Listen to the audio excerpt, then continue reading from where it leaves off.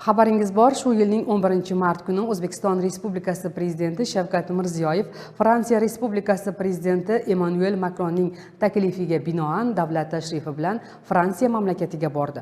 Ushbu muhim davlat tashrifi doirasida ko'p qirrali O'zbekiston-Fransiya munosabatlarini yanada rivojlantirish va mustahkamlashning dolzarb masalalari ko'rib chiqilishi maqsad qilingan. Tashrif dasturiga muvofiq Parij shahridagi Yelisey saroyida oliy darajadagi muzokaralar, shuningdek Fransiya rasmiylari va yetakchi kompaniyalar vakillari bilan qator uchrashuvlar o'tkazildi. Tashrif doirasida amalga oshirilgan ishlar, hamkorlik uchrashuvlari to'g'risida yurtdoshlarimiz o'z munosabatlarini bildirishmoqda. O'zbekiston Respublikasi Prezidenti Shavkat Mirziyoyev Fransiya Respublikasi Prezidenti Emmanuel Macronning taklifi bilan 11-13 mart kunlari Fransiya Respublikasiga davlat tashrifi bilan bordi. Albatta mana shu tashrif davomida ikki mamlakat o'rtasidagi strategik hamkorlikni eng muhim yo'nalishlari belgilab olindi. Prezidentimizni Fransiyaning oliy davlat mukofoti Faxriy Legion ordeni bilan taqdirlanganligi juda muhim ahamiyatga ega, chunki bu prezidentimizni ikki mamlakat o'rtasidagi hamkorlik aloqalarini yanada rivojlantirishga qo'shgan hissasini e'tirofi bilan birga O'zbekiston Respublikasi Prezidenti Shavkat Mirziyoyevni mintaqadagi tinchlik va hamkorlik, xavfsizlik, yaxshi qo'shnichilik siyosatini olib borayotganligini xalqaro miqyosdagi e'tirofi deb hisoblayman. Yana bir muhim jihatga e'tibor qaratish kerak.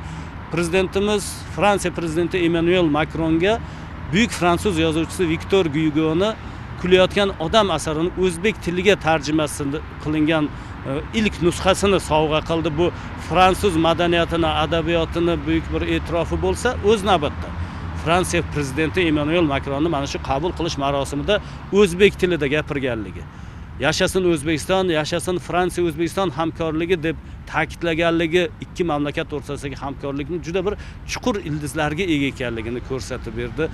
Aynan o'sha joyda to'planganlarning bir olqishlariga sabab bo'lgani ham bejiz emas va hamkorlikning asosiy yo'nalishlariga e'tibor qaratsak ham o'ta keng ko'lamdagi hamkorlik aloqalarini ko'rishimiz mumkin.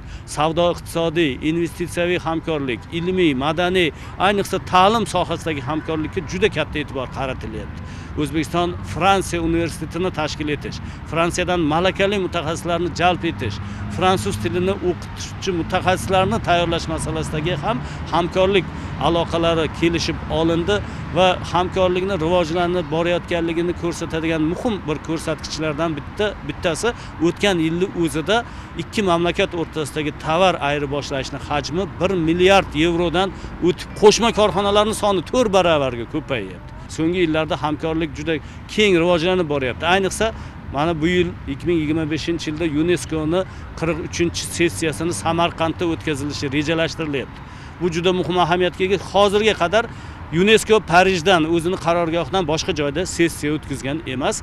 Aynan Samarqandda o'tkazilayotgani tanlanganligi ham xalqaro miqyosda O'zbekistonning siyosatini e'tirof hisoblanadi. So'nggi yillarda prezidentimiz Shavkat Mirziyoyev tashabbuslari bilan u kishining ochiq tashqi siyosat yurg'izayotganlari, tashqi siyosatda yangi bir davrni boshlanganligi natijasida butun jahon e'tirof etyapti. O'ziga teng sherik deb hisoblayapti.